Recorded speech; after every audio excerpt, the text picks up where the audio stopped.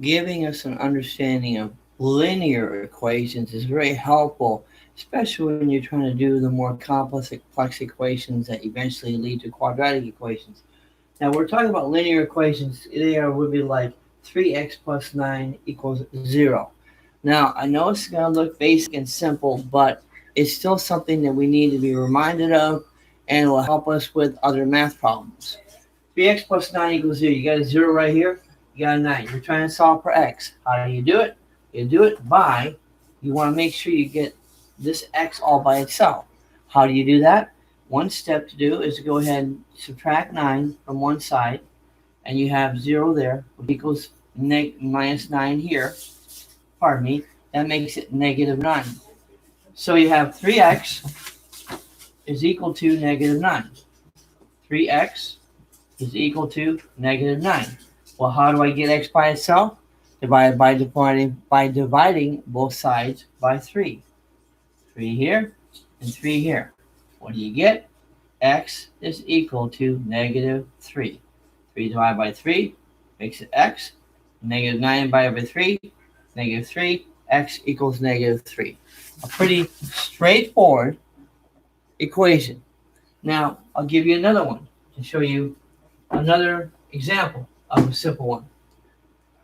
Again, it looks simple. It is simple, but it's helpful so that when you get to the more complex equations, you have that type of experience behind you. Let's look at another one here. Let's say it's 2x plus 4 is equal to 10. Okay? Now, actually, I think in the long run this will be a little easier. 2x plus 4 equals 10. What do? We subtract 4 from this side right here. Get rid of the 4. We want to get x all by itself. Subtract 4 here. Subtract 4 here. That makes it 6 right here.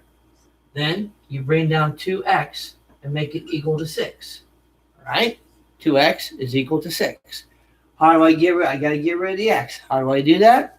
By dividing by 2. Just like I did in the last equation. I have 2 divided by 2. That's x is equal to 6 divided by 2.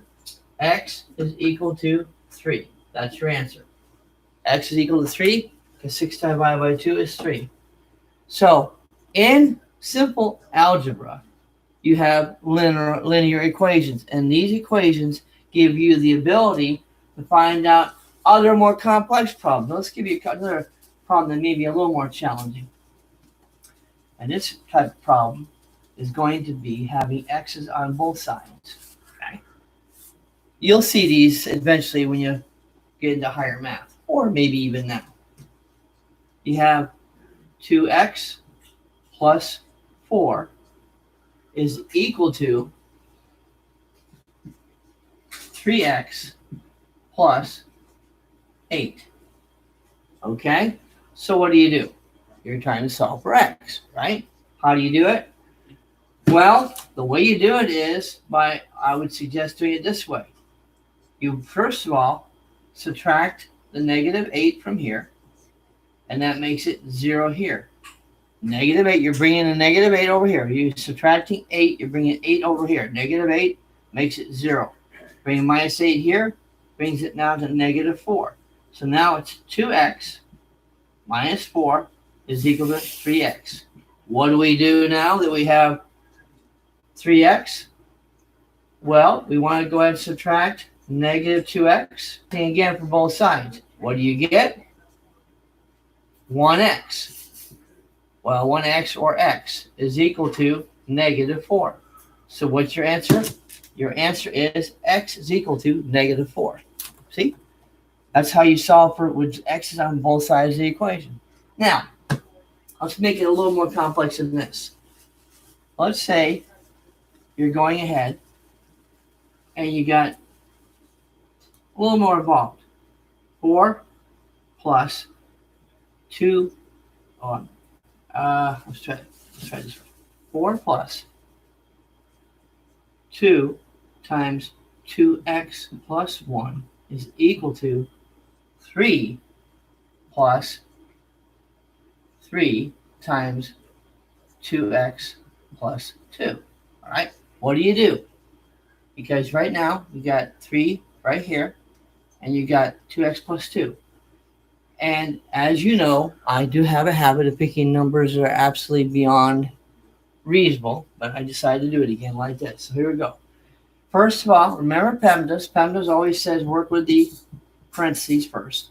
So you got to have 2x plus 1. Well, you can't add these together, so you go ahead 2 multiplications next. 2x times 2x is 4x plus 2. So you get 4 plus 2 times 2 is 4x. 2 times 1 plus 1 is 2. 4x plus 2 is equal to 3 times 3 plus 3 times 2x is 6x plus 6. All right? See how I did that? Straightforward, right? Okay. Now, what do we want to do? Well, you all want to get the x all by itself. I'm going to go ahead and bring negative 6. Negative 6. We could do. Let's do that. Negative 4x and subtract 4x here. That makes it 2x.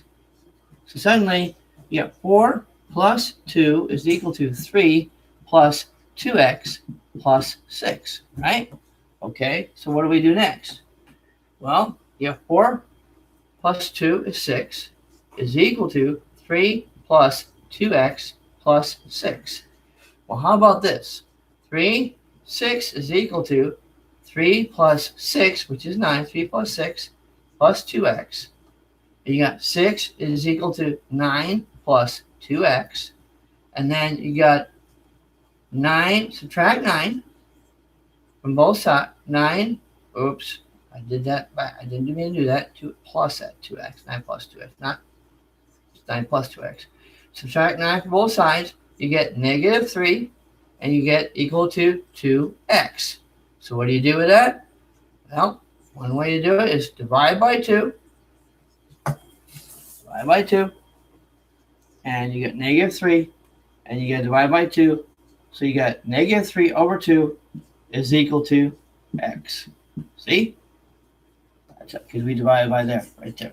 X is equal to negative 3 over 2. That's how I solved for that problem. Anyway, see? Understanding how to do these linear equations will help you with the other equations. Okay? Any questions? Thanks for watching.